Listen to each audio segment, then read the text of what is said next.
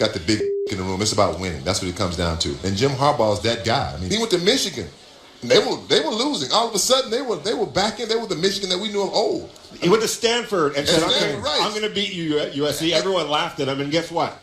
They started beating USC. And that offensive line can be fixed. It really can be fixed. But you got to get the right person in line to fix that. Look, if Kevin Demoff and Stan Kroenke want to win, you have to put the right people at the head. You really do. That's what it comes down to. I feel bad for the fans, and I feel terrible for the players, and that's no fun. Eric Dickerson will get his VIP treatment back, rightfully so. That was him on AM 570 LA saying he wants Jim Harbaugh as the next head coach of the Rams after Jeff Fisher was fired yesterday. Max, who do you think should be the next head coach in LA? Well, of course, if you can get Jim Harbaugh, you go get Jim Harbaugh. The guy is a winner. He doesn't wear particularly well over time, it seems to me, in the NFL if you look at San Francisco. But even there, that was a tremendous, I thought over a 3-year period, when you look at all the evidence, even though they didn't win the Super Bowl, they were the best team over that period in the NFL. If it's not about him being an offensive or defensive, mastermind. As Mark Schlereth points out when he comes on this show, people are hung up on drafting, but there's also the element of development. And it's not exactly the same thing as drafting. Ideally, you draft the players you want and develop them in the ways that you think that's the reason you draft them. They can become this guy ultimately. But it's not exactly the same thing. And you look at players, for example, on the Patriots. Who was Julian Edelman? Who was Chris Hogan? Who was LeGarrette Blount? Who was Malcolm Butler? Who are these people? But they get to the Patriots, and because of the way they are developed there and then the way they're deployed, they are excellent, assets for a football team. So Jim Harbaugh, wherever he goes, will do that, it seems to me, and is an elite football coach, either on the college or pro level. And if you can get him, you get him. Well, you really stepped out on a limb there, and so am I, because I completely agree with you. You want to go and get Jim Harbaugh, and the reason why you want to go and get Jim Harbaugh, and I feel sorry for saying this because part of me doesn't want him to leave the kids at Michigan and what he's built there. I'd like to see him win a national championship before he gets. I mean, we rave about Jim Harbaugh, and I love him. I think he's a great, fantastic coach, but he didn't win a national championship at Stanford. He didn't win the Super Bowl championship at San Francisco. He hasn't won a national championship or been in the playoffs at Michigan, even though it's year 2, and he's clearly done a phenomenal job. So why should he be the ideal individual in Los Angeles? It's very, very simple. Because he got robbed in San Francisco. The fact of the matter is the San Francisco 49ers, they sat up there and they made him the scapegoat. Trent Baalke and Chip Kelly shouldn't be there, as far as I'm concerned. What they did to Jim Harbaugh is an absolute travesty. And the fact that he could end up in Los Angeles, out on the West Coast, in the same division as the San Francisco 49ers, I think would be poetic justice. And I think it's something that we all should clamor to take place. I definitely think that's the way to go. One comment about that, Stephen A. There are managers and coaches in every team sport who mean a tremendous amount to turning around the fortunes of the team. I think about Billy Martin in baseball.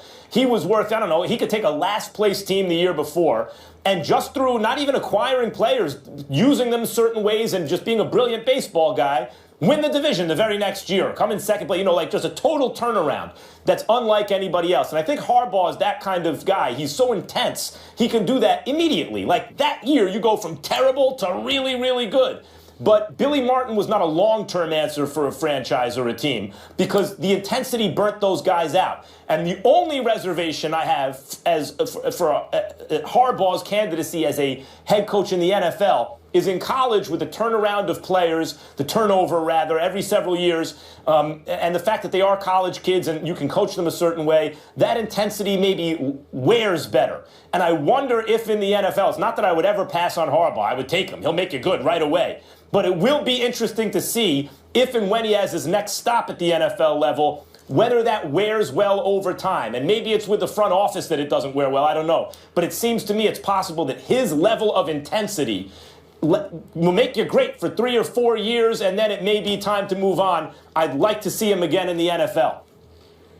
It'll be interesting to see their laundry list of candidates right now, former coaches and obviously coordinators. But what an opportunity to turn around football in the city of Los Angeles, that sunshine. Well, obviously a lot of work to do. Here's the beauty of it. There's nowhere to go but up. Exactly. It's been so awful. The bar is It's set been nice so awful. and low. The bar is set nice and low. And Jim Harbaugh is like the Larry Brown of football. He's Mr. Fix-It. Let's see what he does. Let's see if that's something that he would take. But they would be smart to extend the opportunity to. It'll be interesting to see how it plays out. Coming up next, meanwhile, we got a little Jay-Z throwing shade at Knicks president Phil Jackson during his speech to introduce LeBron as Sports Illustrated Sports Person of the Year on Tuesday night. In his speech, Hove referencing the term posse, which Jackson used to describe James' business associates in an interview last month with ESPN. Check this out.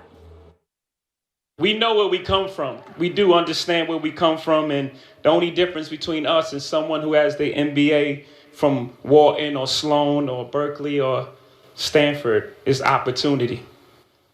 LeBron James has provided his friends with that opportunity, and as we witness their development, and if we're looking up at the scoreboard, very few businessmen are better than Maverick Carter, Rich Paul, Randy Mims, and all the rest of the posse behind the scenes that make it look like they're just hanging out. Congrats to Jay-Z. Max, do you think, congrats to LeBron. Did I just say congrats to Jay-Z? Go ahead. I don't know. Is Jay-Z right to call out Phil? I don't think it's an issue of right or wrong. I mean, the idea of posse, when Phil said posse, LeBron used it really as a teaching moment about assumptions that are tied to race in his view, and it was a good moment to do that. But I don't know that Phil Jackson meant it that way. And I guess that's what challenging assumptions are. Yeah, you didn't mean it that way necessarily, but you should consider what it, the message it conveys. I think Phil was using posse interchangeably with clique, crew, whatever. But still the point was well taken that LeBron made. To me, the issue is which way is the shade, who's the shade being thrown at? And here it's going toward Phil, usually, or at least back in the day when Phil had the best players in the world and was winning championships and would do his Sun Tzu thing, undermine everything in the land of your enemies. The press would wind up talking to the enemies about the statement. Phil didn't have to worry about answering question after question about it because he was a master manipulator. But here, LeBron threw it right back at Phil. And who's the one who has to answer questions about it now? And which way is the shade going? It's going on Phil Jackson. He's the one who consistently gets asked questions, where people are making comments publicly like this, etc. And I think it's evidence that LeBron James, as I said last week, has outfilled Phil. This is a guy who has mastered now the psychological and emotional component of the NBA, which he didn't have earlier in his career, obviously, when he choked away the finals 4 consecutive fourth quarters, in Miami against the Mavericks.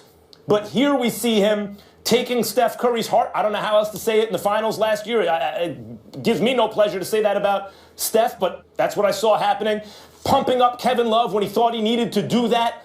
Figuring it out with Kyrie when the moment came. And here, guys throwing shade at him. I'm going to outfill Phil Jackson. This is one of the greatest athletes you'll ever see in his glory right now, LeBron James. I can respect where you're coming from, Max. I'm going to respectfully disagree.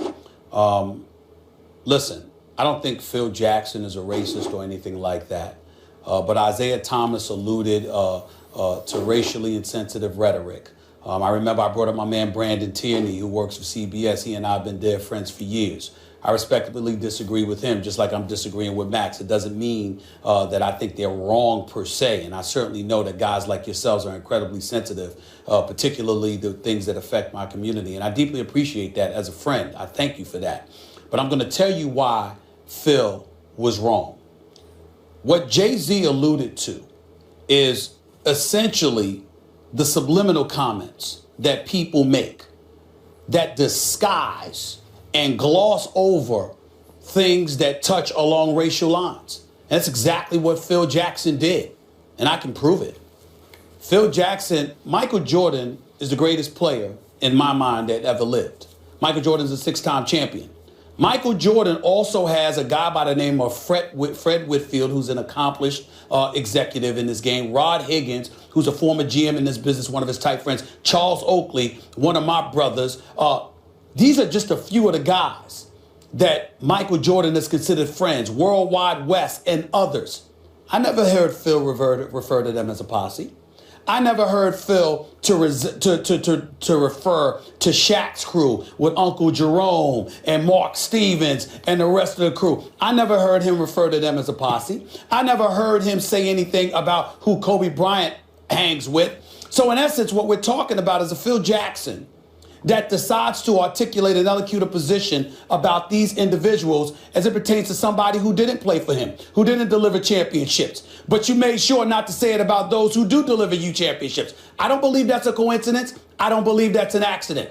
I'm not saying it's anything racial. What I am saying is that it was clearly meant to be disrespectful, to take a dig at LeBron James. And Jay-Z taking an opportunity to articulate the position of those of us emanating from a black community is more than appropriate. Because what words did he say, Max? What words did he say, Molly? Yep. After he brought up the word posse to allude to Phil Jackson, he said, we know where we come from. Mm-hmm. Then he goes on to talk about Rich Paul, Randy Mims, Maverick Carter, and he highlighted the fact that they were accomplished. Why? Because he wanted to remind the world what LeBron was trying to say. We ain't just some dudes hanging out with each other. And oh, by the way, we rode the coattails of LeBron James. LeBron James facilitated opportunities for us so we could get to shine because the system itself doesn't lend itself towards ultimately giving us those opportunities. If anybody knows this, it's Phil.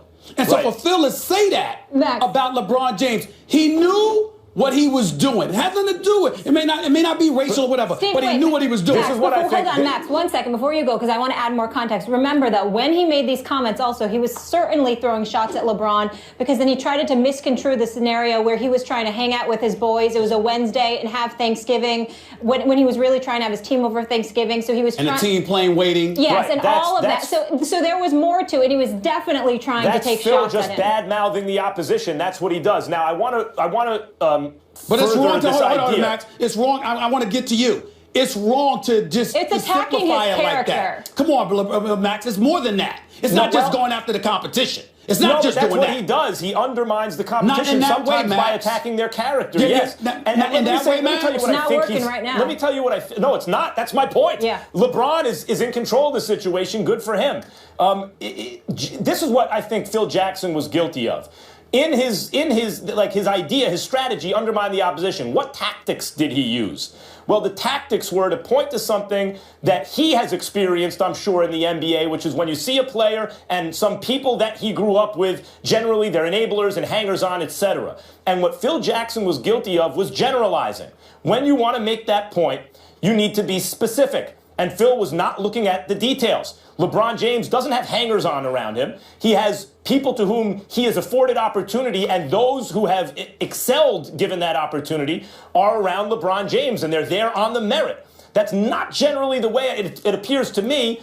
Phil Jackson has seen it work. So he's guilty here of generalizing about LeBron, not paying attention to detail, and that is cousin to stereotyping. Max, want me to tell you what Phil Jackson is really guilty of, if we really want to just close this out?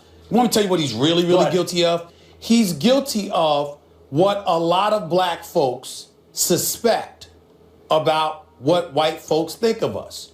You're comfortable with us being the show, but you ain't comfortable with us owning it.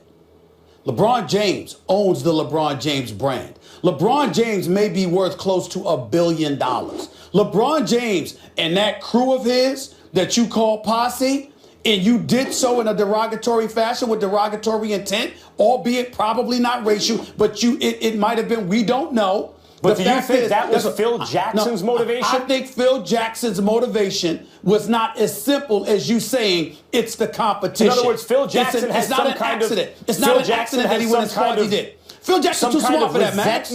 I'm saying, are you saying that unconsciously even Phil Jackson may have some kind of resentment about young African-American men having ownership stake? Because it doesn't seem that way to me. Wait a minute. I don't know that. What I do know is him bringing up the team plane and how they had to wait for LeBron, how Spoelstra needed to call. Hold on. How Spoelstra needed to call Riley, etc., etc. Leading up to his comments, Phil is too intelligent, has been around too many black folks. He knows how that would be interpreted. He didn't care. That's not an accident. I There was more to I this find it than the hard to posse believe comment. he would. Okay, go ahead. Well, just because it's hard to this is believe not- don't mean you can't believe it. It just means that it's hard.